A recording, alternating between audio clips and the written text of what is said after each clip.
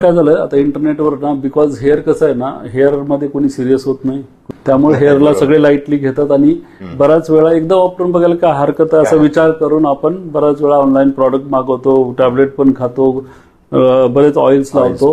पण मला सांगा, हे जर खरेच एवढे पॉप्युलर असेल तर ह्यांना करोडो रुपयाची मार्केटिंगची गरज लागलीच नसती.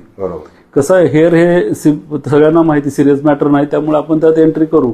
तर मोस्टली तुम्ही अशा ऑनलाईन प्रॉडक्टवर माझा सल्ला असेल ॲज अ डॉक्टर म्हणून, तर मोस्टली तुम्ही विश्वास ठेवू नका की हेअर ट्रान्सप्लांट केलं म्हणजे मला की माझे केस परमनंट राहणार आहेत.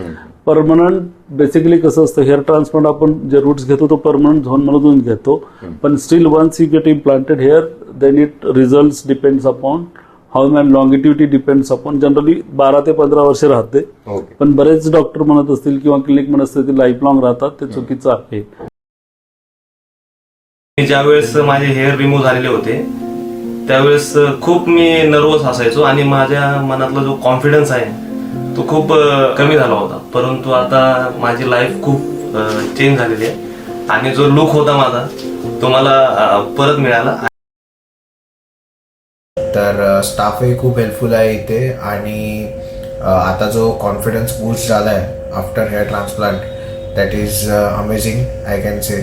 आणि असं मला वाटतं की मला रिबर्थ मिळालं आहे. So thank you so much to Rejoice hair transplant and all its staff.